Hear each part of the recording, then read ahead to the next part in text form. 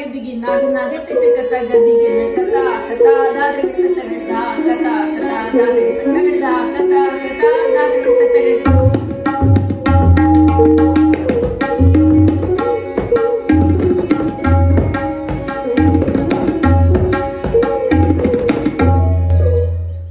Truly mesmerizing, Leena. Amazing. Thank you so much.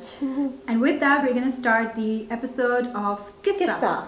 So I'm Sabah. I'm Shamil. And Qyssa is a talking women-centric brand. Our podcast aims to highlight inspiring Pakistani women and their achievements in Bahrain, GCC, and globally. And our goal is to positively highlight the Pakistani name by celebrating Pakistani women, Pakistani food, and Pakistani culture. Our guest today is Leena Ahmed. She's an architect and a musician, and if you all did not know, she is Pakistan's first formally trained tabla player. Welcome, Leena. Thank you so much for having me here. Well, we're welcome Yeah. because we're actually in Leena's We're house. in Leena's house with all her Yes. music and her tabla, and we were truly mesmerized. Truly. Thank you so much. So coincidentally, Leena and I go back a long way when we were studying architecture at Indus Valley, and I did not know this angle about Leena at all till I came to Bahrain, settled here, and many years later found out how talented a musician she is. I'm very proud of you, Leena. We all are. And Thank you so much. how long have you been in Bahrain? Actually, it's been going to be 13 years.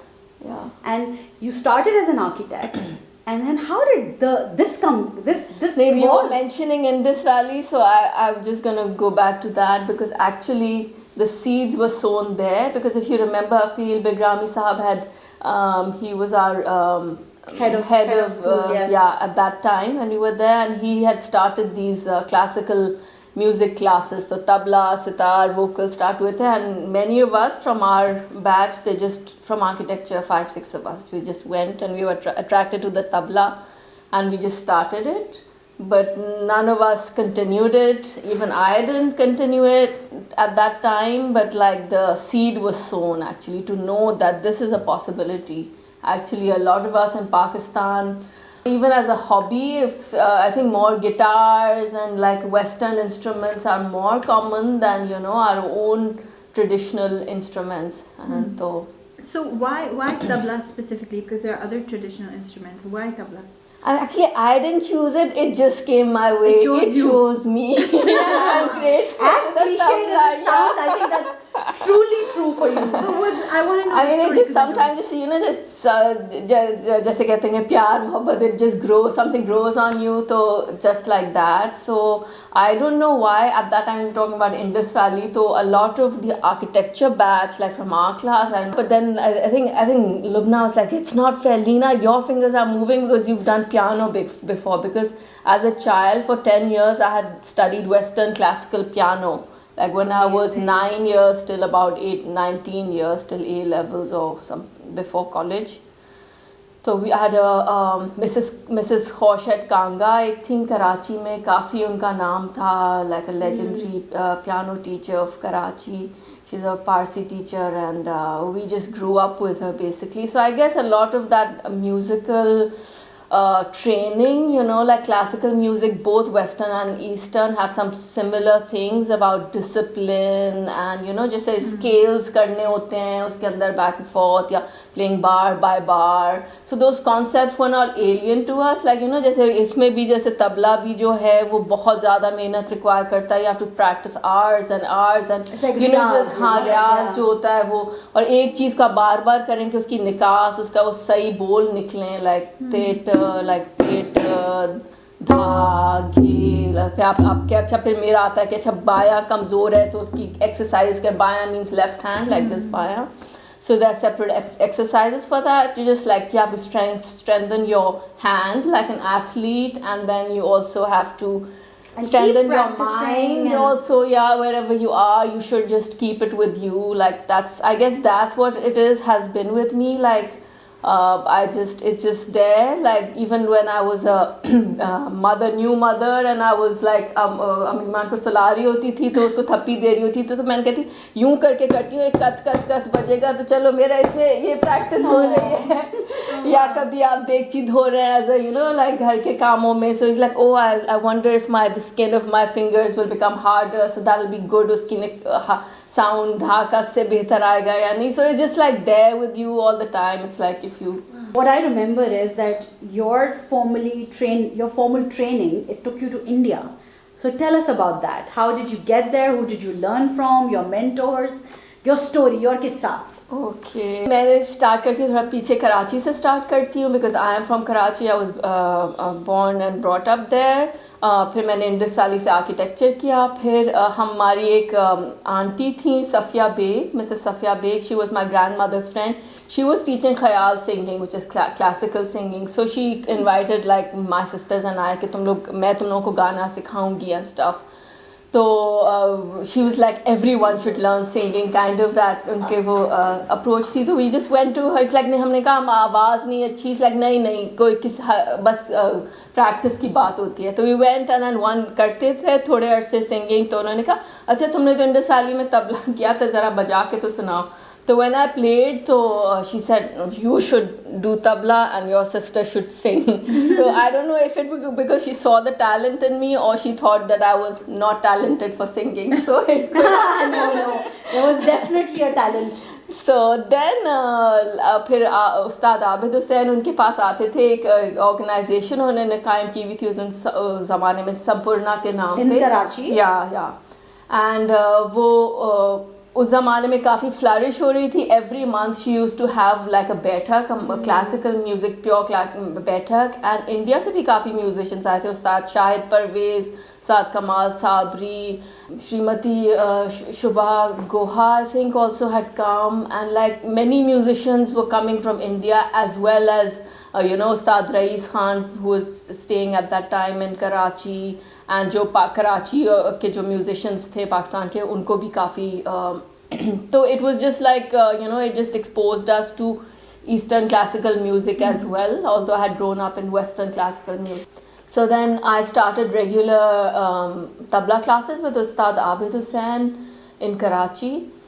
Maybe like I don't know if it was once a week or twice a week, and he was the kind of teacher who, if he was passing by the area, would just call like हाँ बेटा, are you free? I'm coming over. So like then he would come over, and I think I give him a lot of credit because because as a young teenager and stuff, you sometimes lose interest. Like you must have seen with maybe your kids and stuff, you just like, hobbies keep coming and going, but like I might have just like got over it in some way, but like he just kept on, and then because he was always there as a constant force, so then the interest kept growing.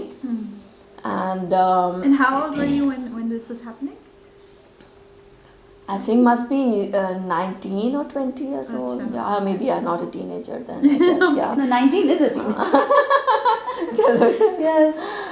So Abid Hussain was actually, he's from the Delhi Gharana, like you were asking me about him as well. Yes. From the tabla, and his family was associated a lot with the dance, with the and pakhavaj also. So there were very few. I don't know if you're familiar with this instrument pakhavaj. The tabla has come about, the evolution from the pakhavaj. Like this came later, like maybe I don't know 150 years or 200 years ago, but earlier there was this pakhavaj. I think we have a baby toy pakhavaj somewhere there. I could have brought it. It's just big like a dhol, but it's like more classical also. So it has these syahis as well. So you have this sound and you have that sound, but then you play with the palm as well. Wow. Okay. So the tabla is not as old as we think it is then. There are different theories. Like some people say that this year Hazrat Amir Khusro invented it. Like he cut the pakhavaj in half and cut it in half and put it like vertically, and then he started playing the concept. Okay. But then there are other people, like they say that it was developed in the Mughal courts. There was an Amir Khusro II. Like there was another person who developed this for khayal singing. If you're familiar with khayal singing, like Dhrupad was the singing, earlier singing that was prevalent in temples, and it has more heavy sound that goes with the Pakhavaj. But in the courts, this khayal singing developed, and with that they needed a softer sound because Pakhavaj had a very heavy sound. So with this, the difference is that you play with the fingers as opposed to the full palm. So that's why it has a nimbler effect, and that's why it's so appreciated throughout the world, like this instrument, and it's a versatile instrument, and all percussion instruments in the world, like it can probably mimic any particular sounds. Like if you've heard Ustad Zakir Hussain, like you have pigeon sound and you have train sounds, or and then that's a great history lesson for everyone there about the tabla. No, I mean, so it's always, not only is it mesmerizing to hear her, but to learn about how she got there. Yeah. So tell us more then about your story. You were in Karachi. So then I studied with him for 3 years. Then it's just out of the blue, this an aunt of mine, like she was a poet and she was part of this group Pen for Peace conference. It was going to New Delhi, and a group of poets all from like even from Punjab and from Lahore, and a lot of like short story writers, poets, some artists. They were all going for this Pen for Peace conference. Was it like 2006, I think? Yeah. So it happened at Jamia Millia Islamia University in New Delhi, and like I was invited to go. So like after Indus Valley, we were like all into creative stuff, like experimental photo collages and stuff. I was into that, and I just did like this self-portrait painting, body painting, like a series. I just like you were working also as an architect. I worked. My father was an architect, so I worked in his firm for a bit, and also did some freelance interior design and stuff like that. So you're an all-around artist. A lot of mediums. I thought like I was gonna be a painter actually. And I joined Indus Valley for fine arts actually. But after foundation year, like when we started, like our what was it, the second year, it just felt like a bit regimented. Like after A-level art, you think, oh, you're on the top of the world. Like, oh, I'm an artist already. Haan, main ulte haath ka kaam hai, like I'm just like spending my time. Like, wow. I thought I was going to become a painter. Like I thought I was so cool. And then the teacher said, you are cool. So there were 3 of us, like 2 of my friends, like they also were like similar to me, and their thoughts they were from an art background, and they thought like, oh, let's do this architecture, which like Zain Mustafa and Faisal Bhatt, and they were like teaching at that time, and all our friends were doing cool things, and we just wanted to do architecture. So I was very clear in my mind at that time still that I want to do architecture as an education somehow. Although my mother had ingrained in me that you're cut out to be an artist, she had also told my father that, because my father was an architect, and he had this, I think, silent desire that I should also become, although my elder sister was, but like he thought it would have been good, but she just thought like she has a temperament of an artist, like a dreamer type, how I am, always dreaming or just laid back kind of person. So then I switched to architecture, but I was, I think, very clear in my mind that I'm doing it for an education, and it has been a fantastic education. I think what Indus Valley does for all of us is that it gives us those tools to lead our lives the way we want to, and give us those tools to go on our own direction and path. I'm an architect as well, but I am doing philanthropy, I'm doing this podcast, Qyssa, and I'm doing other things. And I think we get the skills to do it. Yeah, because architecture is the mother of all design. So like you have the large scale and you have the small scale. So even if you're cooking something in the kitchen, like my husband got this ice cream maker, and I was like, no, the lid, why didn't they give a lid so that we could, store that after it's done? Like, why just be critical all the time? It's like not being critical, I'm just like, as a designer, like you think that, everything becomes art and design and space. But coming back to your story, you're in Delhi, and then what happened? for Okay, this so event when meant for police okay now officers? there's so many things that happening at the same time because my parents had promised me that they're gonna send me abroad for my masters. So when they told me that, like after I had finished my bachelor's, I said, well, I don't want to do architecture anymore. So when I was going to Delhi for this exhibition, my mother was like, well, if you want to do music, why don't you find out if there are any possibilities there, for furthering your education in a formal way. Like, although I was studying with an ustad, but there's always this thing. I think she had this thing that I have promised her that I'm going to send her abroad or something. Out of Pakistan. Yeah. So because they wanted to be fair to all their children. So, well, it so happened that when I went there, someone said, oh, there's a very old academy, Gandharva Mahavidyalaya. And one afternoon, one gentleman said, well, I can take you, because he was taking everyone from the group anywhere they wanted to. So he took me there, and just so happened that the principal of the academy, Pandit Madhuk Mudgalji, he was very kind to meet me and at a afternoon time, where it's a siesta time for the school and it's closed. But he met me, and then in a little short while he said, just check that Ustad Fayyaz Khan is there in the tabla class. So why don't you go meet him, and he could just see you play, and if he thinks he's good enough, like an audition, and he can. And I was like so nervous. I was like, I've been traveling for the last 10 days, haven't practiced. So he's like, nahi, aap ek na bhi bajayenge. This is na. Like if you can just, it doesn't come like just like if you press your finger, it doesn't come. It comes after months of practicing also. You should try that later. So we said, Agar, even if you play one na, he will know where you kitne pani mein hai aap, like where you stand. So well, I went, and then I was just lucky because he would come like thrice a week for just 2 hours. But like as you said, God, it was just God. God sent me at that correct time, and so and I played for him, and thank God, like I was able to play well, like Aida, Rela and stuff. And he said, okay, you can join from the next term, but when you can go back to Pakistan and take permission from your ustad and then come, like that. So that's an actual thing. You have to take permission from your current. I think that's the rakhrakhao, that's being. I mean, that's like being respect. There's a lot of respect for amongst the artists. Yeah. That's beautiful. Yeah. So you even went once, back and then you came back. Yeah, and I applied for my visa, and I got it at that time and everything, and I got a student visa. So how long were you in India for? I stayed for 4 months at a stretch, and then I was getting married. Okay. So that's I a new came back. journey. Yeah, so I came back. My family prepared everything for me, and it was just like I just came back, and I in 15 days I was getting married. So that was.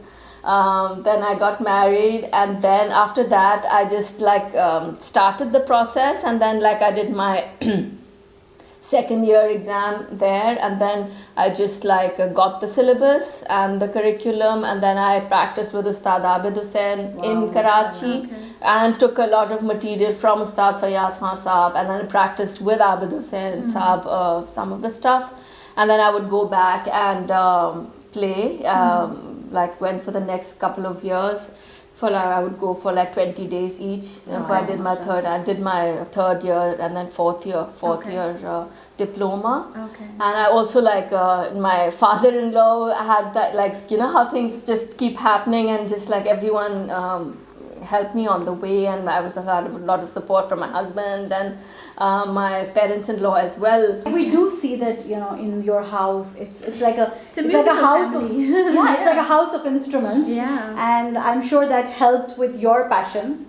And I'm sure, you tell us about the support that you got from your husband, because we do see him encouraging you and adding on to your journey. He's always my sound engineer at all times. In fact, he's very much responsible for our beautiful set here today. Yes, He's put his own yes. touches as well. He's very particular about that. Yes. So and I was saying that my father-in-law had a friend who knew Hindi, Devanagari script. So when I was in Karachi, his friend, like my father-in-law, would take me to his office, and his friend would Translate. No, he would teach me Hindi, how to write Hindi, you know, So like you know Devnagari. how to write Hindi? Yeah. Okay. So when I would go back, like the And exam that- paper was used to be in Hindi. Oh, wow. So I would read that in Hindi but answer in English. Oh, wow. So Okay. that became really easy then Wow. and stuff. So It's pretty intense It is, stuff, it isn't it? You is. think, oh, it's just, musical, but it's actually, there's a lot of theory behind it. I'm Yeah. sure there's a lot of practice. And Yeah, it's there not were, something like- you can, like, there's a practical part to it Yeah. and there was a theory part to Yeah. it. There were 2 exams also. There was one theory exam which we had to write. It has a history part element to it and theory. So in theory, like there's notational system. Like you know about like the Western, you know, the five, Yeah, the musical notes, the yeah. clave and treble and bass Yeah. clef and everything. But in tabla, there's basically you write it in any language. You can write it in English or yeah. So how do you think your music or your tabla has evolved? Like what has it where has it taken you? It's always evolving. You always, like, if you hear all the tabla, the maestro stroke, they'll say we are just students, and we sometimes think, oh, they're just being too humble. But like for them to say that, but like I guess I also feel like, like I hardly know anything, like when you say that, that's why I'm like, because there's so much to excel in. It's like the whole world. So it's just, my ustad also once told me, like there was parting words like, kabhi aage nahi dekhna, like don't look ahead. Like I guess when I think of it is probably meant like don't look for glamour or fame or anything, just stay in the moment, in the present, so just work towards it. But if you're asking about me, like this was my dream too, because I studied Western classical. At one point I didn't know Eastern classical or tabla at that time, and I used to think, there should be something that we combine these two, like although now there's so many musicians who've already worked in these areas, but one of my compositions, like one of earlier ones, like it's on YouTube as well, it's a combination of Western classical, Lehra. Lehra is the background melody loop that plays, and tabla solo compositions. I think I was able to, through that, break this thing that I always had wanted to do, to bridge the gap, and that is my aim also for the future, for everything that I do, to bring people together, bring Cultures genres together. Also, like not say that we're different from you. Instead of saying we're different and what's different about us, why don't we look at, we have one Similar. nose, instead of saying your nose is bigger than mine, or you're darker or lighter than I, like you can say that, we have the same thing, we have the same nose, or we just like, and it is true, like, and beats is like, they say that you have heartbeats, like music exists in our bodies and our systems, and everyone is just like, you can listen to music and you tap your feet. This is just gets more complex, so like it's just like one step ahead of how you tap your feet, like I think it creates, like, music is meant to create harmony, right, within cultures as well. So I think that's what fusion music is all about, creating that harmony between different types of And music bringing and countries. two cultures together, or bringing two identities together. Yeah. I would also like to share a project I have done recently. It's still ongoing, but inshallah I hope you get to view that, a film. I have curated, like there's no my own music in it, but I just brought 2 groups of musicians together. One from Sindh, Shah Jorat, Shah Abdul Latif Bhatai's shrine, from there, the musicians who sing there. So I have a friend, Pei Ling, who's Taiwanese, who's done her PhD on that particular genre. And she also was one of the first women to sing at the shrine after 300 years. Wow. And she studied with one of the teachers, ustads, whose own daughters are now learning after 300 years. So as women, like, so that's like kind of a very pioneering thing for them to do as well. Like, so I brought that, I kind of curated this film, like especially during COVID, when we were thinking of like online performances and stuff. So I got a Carnatic musician, a singer, Mrs. Indu Sureshji, who's based in Bahrain at that time. So we recorded a lot of stuff, a lot of collaboration between Bhit Taiwan, Bahrain, and when do we get to see this? Inshallah, soon. Just We'll make sure we add a link on the podcast. Yes. Whenever it's ready, we'll add that link in there. So then we kind of we're trying to see how it was similar. Like the idea came about because actually I was also learning Carnatic singing. My voice is not good, so I just don't like to boast about it. But like boast about it. We need to hear this. We'd love to hear some stuff later in the episode. So it was just like, as I said, for architecture, this was also for an education to learn about music. So so we discussed with her and Peiling what is common. So then she would listen to something that they would send, or there was also some Coke studio versions, and then she would recommend one ragam, what she would sing, and then I kind of curated with themes, Amazing. And the themes of like love and separation and all that. So it's based on. So that. I want to talk, because you talked about pioneering. Now you are the only female professionally trained tabla player of in Pakistan. Yes. So there's also Sumaira Waris. Okay. Yeah. So there's two. She's But you're the she's from first. Lahore. You're the first one. I guess so. Yes. How does that make you feel? How does that make you feel? I don't know. Are you accepting it at least? No one has ever asked you this before. Yeah, no. Okay. No, I always tell Leena to just embrace this. I mean, if it was me who could play like that, I would be shouting on top of the world. That's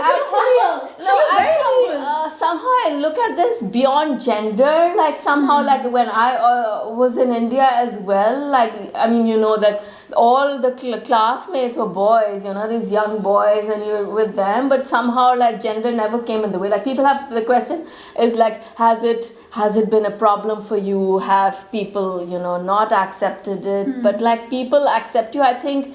It's like, if people in Pakistan accept Abda Parveen and put her on that status, that's because she is big enough and no one can question her. She's beyond gender. So somehow, like, I also think that this is just you look at the work and it's not like, But we're very proud of it.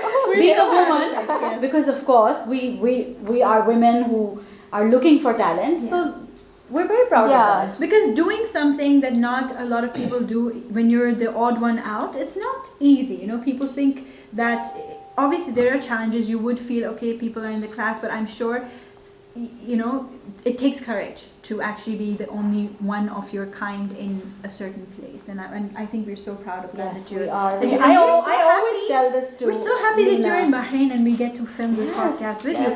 And tell us now, how has it been for you being in Bahrain for these many years? Oh, Bahrain is a really beautiful place. Like I guess it's a kind of a quiet island, so it allows you to do whatever you want to. So it's a nice kind of bubble that we have created, cozy. I think it embraces all of us and it engulfs us, and you don't want to leave. It's just like you said, it's easy island living. It's safe, it's secure. We all love that's it. the main thing. They're wonderful people. Yeah.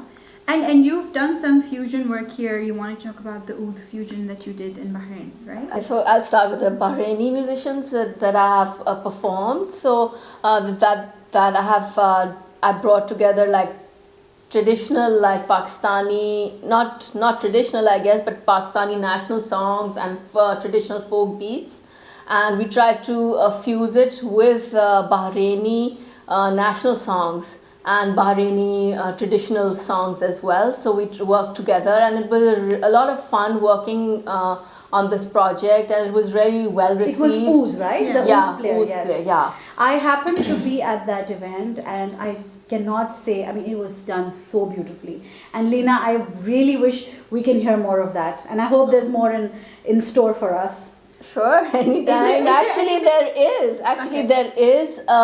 That project was like the start, and it has led to another project, inshallah, that we have already working on. Because, like, if you remember in that project, I mentioned about the Balochi rhythms, and I think we have Balochis right here filming us, Ibrahim and Atik. So I'll give them credit as well. How so wonderful meeting. thank you so much for filming us. And we spoke about how the Balochi rhythm is the most similar to Bahraini rhythm out of all of Pakistani rhythm, and it's like a 6-beat rhythm or 4 in some as well, and but it has a very folkish thing. And like I had mentioned कि Leila or Leila का जो beat है, I played the beat first and then Mr. Haddad just joined in on that. So apparently there was another a group, like there's an organization, Art Nomad, there's Mr. Piaro, he's a French musicologist. No, he was visiting. Okay. He's a French musicologist, Monsieur Pierre Alambeau. He was actually the biographer of Nusrat Fateh Ali Khan. Okay, wow. It's quite impressive. I have his book here somewhere there, I think. Yeah, so he organizes concerts of subcontinental musicians, primarily Pakistani musicians throughout Europe as well, and he wanted to also bring them to Bahrain. And then I suggested that why don't we do a fusion of Bahrain and Balochi together? Nice. So like we have a we're gonna launch inshallah an ensemble, Bahbal ensemble, BAH for Bahrain and Bal for Baloch. Bahbal ensemble inshallah. So We're looking forward to it. We're Inshallah. Let us definitely know. looking We're going to forward to announce it. it on all our inshallah, I'm platforms as also well. have Yeah. my fingers crossed that it materializes It'll be soon, amazing. inshallah. We don't even have to think twice on that. Yeah. You're doing such beautiful work in representing the Pakistani culture, and part of the Pakistani culture is Pakistani food. So, what's your favorite Pakistani food? A lot of it, but like I think when I go back to Karachi, especially, I just like want gola kebab. Burns Road ka gola The kebab. Burns What's that? Road. It's a very special street in Pakistan where you get all these traditional cuisine, and one of them is gola kebab. Yeah, it's very very tender and soft, like, and it's so soft that they tie it with a thread ताकि it may It's take the minced, shape. it's minced. And then even the chutneys with it are like Ooh, and the parathas with it. My mouth is watering. It is. So, you have something for us here, Leena. What's Oh that? yeah, I got like lassi for I'll you. get it. Yeah, Okay, because thank it's you. afternoon and So, we're having lassi thank today. I think it's called chas also. Okay. Yes. Yeah. It is nice. It's salty. yeah, you can have it both. You can have it Salt, sweet or if you prefer to get diabetic, you can have the sugary one. If you want high blood pressure, you love can the have sweet this one. lassi. I love. So you I can love the choose salty. your problems. I think, It's basically yogurt drink, I think it's right? very healthy actually. Yeah. If you go for the salty one, it's actually very healthy and good for digestion. Yeah. It's very good after a big meal. Yes, it is. So, Leena, I have two questions for you. Number one is, where can people see, or where would they be able to find out when you're performing, or if there's something happening? That. How I can for my Instagram, like Leena Tabla. So you'll Yeah. always make I'm sure not very good at being active on Insta, but I get a she's- danda on my head from people like friends like Shamin. Yeah. So And always make yeah. sure that whenever you have something, we can always share Yes, it on tag the Kissa us and we'd platform be as happy well. to share it. Yes. And I'm sure a lot of people will be inquiring about your next performance. Yes, we are Inshallah. looking forward to Yes, it. I'm we are. looking forward to it. I've heard her performances. I'm totally mesmerized. I just heard this today and I'm like, whoa, her performance is going to be amazing. What would you say to women who are afraid to be themselves, who want to explore music but may have another profession and they don't know where to start? And also, what would you say to them in terms of exploring it? actually, I wouldn't say anything to them if they don't want to do it. They wouldn't want to do it. If like you really love something and you want to do it, you will take time for it, time out for it. Like I so. think but also that women should not be scared to explore something that they feel is a side hustle. You know, for example, for me, I used to be very scared of doing something that I thought was not my profession. Oh my God, I spent 5 years in architecture. Why am I suddenly doing this?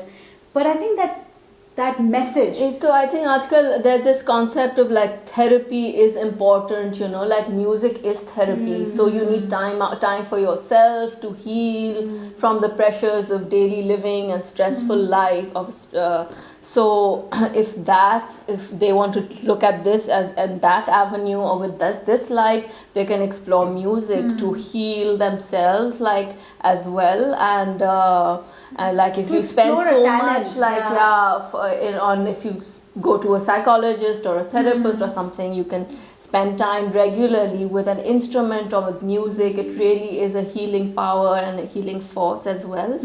And apart from that, even any kind of art or music or something creative, I mean, it applies to everything that way. Like if a woman wants to do it's always good to find yourself and just be free in some moment and not take be that scared step. of is this right or wrong, Yeah. and like Just in the explore sense, it. yeah, Just start it. Just will it start. look good or bad or something, Yeah. but just as an expression to express yourself, Yeah. and it doesn't And I have think to be in also front we of other really people. expect a lot of things when we're starting things. You're like, oh, I'm gonna try this because I want this end result. But I think when you go in without expectations to explore something, I think this thing yeah. is in art there's always thing like the end product and the process. So I think in college as well it was ingrained in us, okay, the process, important, More important. Yeah. And somehow for myself as well, like I feel I enjoy my riyaz time the most because it's like a kind of a spiritual moment for you. You're relaxing and you're with your instrument, with something you love, with the sounds, and then you can think and feel. It's also about the heart and the soul, and it's not just the mind thing, like in other professions a lot of the mind is just being used. Yeah. But with music, the mind, the heart, the soul, and the fingers, the body, everything is involved. So it is really a complete I think it's like a whole human experience, when you're yeah. So learning. I think everyone should try it. Like if you're attracted to it, you should Are you give open it to a giving shot. classes in the future? Yeah, I have a couple of students Okay. on and So off. you They are keep already coming doing and classes. going. So Leena, I wanted to ask you, what would be one of your most memorable experiences? Maybe something that you did internationally or in Pakistan. What do you think has been, your takeaway? Okay. I think in 2019, I went to the Salam Fest in Melbourne, Australia. Okay. I had the honor of representing Wow. Pakistan and Bahrain. And so I performed with a French musician. He played the chung and the alghoza, which is the instrument from Sindh. So it was Wow. like how the world is so small and And how somehow we unite. yeah, yes. So I played with him on one evening, and it was quite a beautiful experience. Connecting with different musicians from other places, and then in Sydney, actually, I might say that was one of my most memorable. If you have to, Pin something. yeah, because I went on a ferry ride with a friend. Like in Sydney, I was doing a just a touristy thing there near the Sydney Opera House, and then there was a didgeridoo player, an Aboriginal didgeridoo player, and he was just sitting there, but he was also selling some stuff. And there was a lady, she went by past, probably catch a train, and she kicked the mask. He was selling the mask on his mat. And so his face, I could just see, he just dropped, and he was like a bit upset. I was just passing by, and I said, if you don't mind, can I just like touch it and fix it for you? And he was like just so touched, and he was like, wait, sister, just take it, take it. It was a big mask I have it in that room, and then we kind of connected, and I met with him, and I told him I'm a musician, and like this cliche that a musician is an ambassador for peace. I just felt that day it's not a cliche. I mean, that cliche came true for me, and that's what my main purpose in life is. Like, my daughter's name is Amanima. So that is one of the most important thing, like in life, that I hold dear, is that there is peace in the world, and we can live as one happy family. Like, these seems like cliches, but like, that day I just felt very connected with this guy who then I asked him that, well, I wanted to play with you. So where could I, he said, I sit here every day. I'm sitting here from like the morning till evening. So you can come. So the next day I went with my tablas and then I busked, on the street where you sit on the street and you got a lot of money as well. And I earned like $10. But like people, we got like a huge crowd and then people were like really, like they said, we listened to him every day, but this added a new aspect and everything. Beautiful. So yeah, and so music does literally connect people. Yeah. It does. I mean, when you see it, right, when you see street performers and people are like gathered around, and regardless of what the instrument is, like everyone's just drawn to it. You just walk towards it. Yeah, it is a universal language. That is also a cliche, but like it's true. It is. Music is a universal language, and your chosen language is the tabla. Tell us more about your relationship with it. Yeah, tabla is a language by itself because you can also speak it. So you can, everything that we play, it's an onomatopoeic language, right? So it's like dha dha tere kete dha dha tu na, dha dha tere kete dha dha tu na, like so like you can just like talk, and like when we spend time alone, you're just making some tukras and stuff, on our fingers, like tabla players do that. So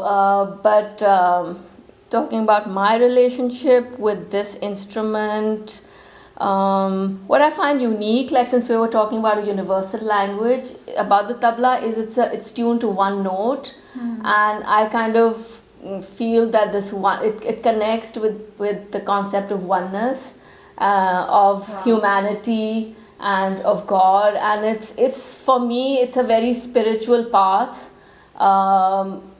of leading towards oneness. That's beautiful. So I try that. I hope that I can fulfill the duty and leave a legacy behind. Leave a legacy, yeah. And through your daughter, maybe, because I hear she's also a musician. Yeah. So tell us, Leena. I mean, we've enjoyed really having you here today. But you tell us, what do you hope for Qyssa? Okay, firstly, I'm really impressed by what you have taken Qyssa to. I mean, like, I love your graphics and everything. I think both of you are designers, so it comes across like well in your Both of us. no, and of course our media team Everything as is well, teamwork Atiq with and us. Ibrahim. Yeah.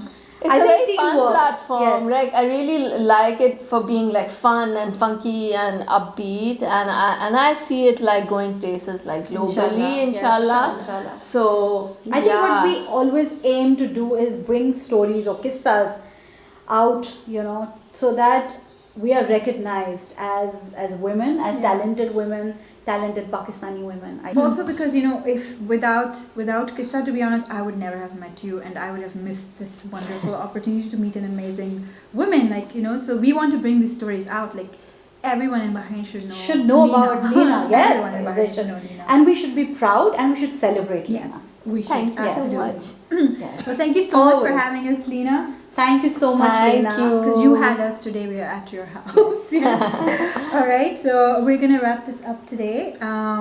To everyone who's watching, we have an ongoing survey at all our Qyssa pages. So share your opinions with us, but also share your tiny Qyssas with us. Tiny Qyssas, some stories from the survey. And follow us on our socials. We are on Instagram, TikTok, and YouTube at Qyssa_. And we are sharing stories of amazing Pakistani women, as you can see today. Pakistani innovation, Pakistani food culture, and more. See you next time. See you. Bye. Bye-bye.